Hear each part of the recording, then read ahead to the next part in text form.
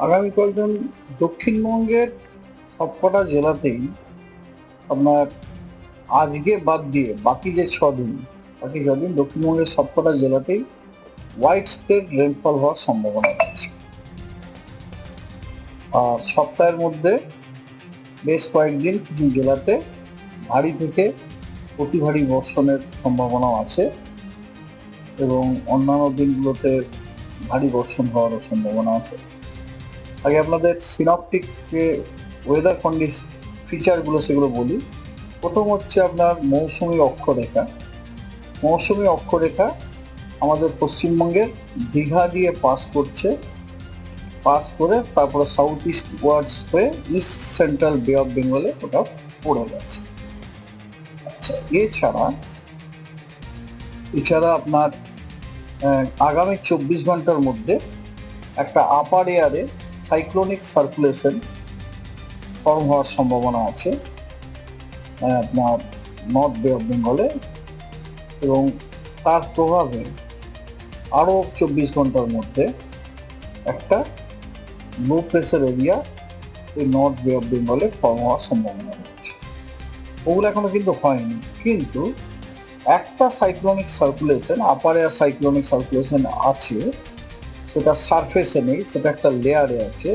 সেই লেয়ারটা হচ্ছে সমুদ্রপৃষ্ঠ থেকে 3.1 কিলোমিটার এবং 5.8 কিলোমিটার উচ্চতা। এই যে লেয়ারটা, এই লেয়ারে একটা একটা সাইক্লোনিক সার্কুলেশন আছে, এবং সেটা কোথায় আছে? ওয়েস্ট সেন্ট্রাল এবং তার সংলগ্ন নর্থ ওয়েস্ট বে অফ বেঙ্গলে রয়েছে।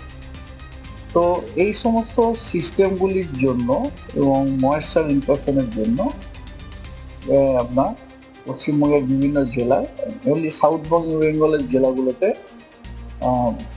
আপনার হালকা মাঝারি বৃষ্টি প্রত্যেক দিনই প্রায় অধিকাংশ স্থানেই হওয়ার সম্ভাবনা আছে, এবং কিছু কিছু জেলাতে বিক্ষিপ্তভাবে ভারী থেকে অতি ভারী বর্ষণ হওয়ার সম্ভাবনা। 24 তারিখ থেকে শুরু করে 24, 25, 26, 27, 28 এই দিনগুলোতে প্রত্যেকটা দিনেই দক্ষিণবঙ্গের প্রত্যেকটা জেলাতে অধিকাংশ স্থানে হালকা থেকে মাঝারি বৃষ্টির সম্ভাবনা রয়েছে, অর্থাৎ হোয়াইট স্প্রেড রেনফল।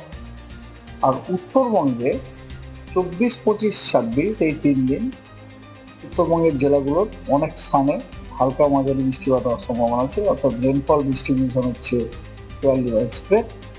এবং তারপরে 27, 28 এই দুদিন উত্তরবঙ্গেরও সব জেলাগুলোর অধিকাংশ স্থানে হালকা মাঝারি বৃষ্টিপাত হওয়ার সম্ভাবনা আছে।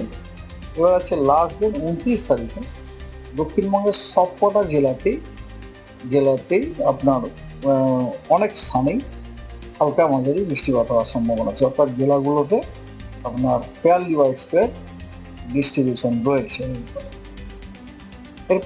এরপরে আজকে পশ্চিমবঙ্গের কোনো জেলাতেই ভারী বর্ষণের কোনো সতর্কবার্তা এই মুহূর্তে নেই, তবে পশ্চিমবঙ্গের অনেক জেলাতেই কিন্তু বিক্ষিপ্তভাবে বজ্রবিদ্যুৎ এবং তার সাথে ঝোড়ো হাওয়া ঘন্টায় 30 থেকে 40 কিলোমিটার থাকার সম্ভাবনা রয়েছে। সেই জেলাগুলি হলো বীরভূম, মেনলি পশ্চিমের জেলা বীরভূম, পশ্চিম বর্ধমান, বাঁকুড়া, পুরুলিয়া, ঝাড়গ্রাম, পশ্চিম এবং পূর্ব মেদিনীপুর এবং দক্ষিণ 24 পরগনা। আর উত্তরবঙ্গের দিনাজপুর, জলপাইগুড়ি এবং দার্জিলিং। আগামীকাল দক্ষিণবঙ্গের যে কোস্টাল ডিস্ট্রিক্ট 3টি আছে, পূর্ব মেদিনীপুর, দক্ষিণ 24 পরগনা, উত্তর 24 পরগনা, এই 3টি জেলাতে ভারী থেকে অতি ভারী বর্ষণ বিক্ষিপ্তভাবে দু এক জায়গায় হওয়ার যথেষ্ট সম্ভাবনা রয়েছে, এবং তার সাথে বিক্ষিপ্তভাবে বজ্রবিদ্যুৎ এবং ঝোড়ো হাওয়া 30 থেকে 40 কিলোমিটার প্রতি ঘন্টায় হওয়ার সম্ভাবনা রয়েছে। কমলা সতর্কবার্তা তার জন্য দেওয়া হচ্ছে। এটার ব্যতীত দক্ষিণবঙ্গের আরো অনেক জেলা, নেমলি পশ্চিম মেদিনীপুর, ঝাড়গ্রাম, বাঁকুড়া, পুরুলিয়া এবং মুর্শিদাবাদ আর নদিয়া, এই জেলাগুলোতেও কিন্তু বিক্ষিপ্তভাবে ভারী বর্ষণের সম্ভাবনা রয়েছে, along with isolated thunderstorm, lightning এবং gusty wind 30 to 40 kilometre per hour. উত্তরবঙ্গের সবকটা জেলাতেই হালকা সবকটা জেলাতেই আপনার বিক্ষিপ্তভাবে দু এক জায়গায় বজ্রবিদ্যুৎ এবং ঝোড়ো হাওয়া থাকার সম্ভাবনা রয়েছে। ঝোড়ো হাওয়া 30 থেকে 40 কিলোমিটার প্রতি ঘন্টায়।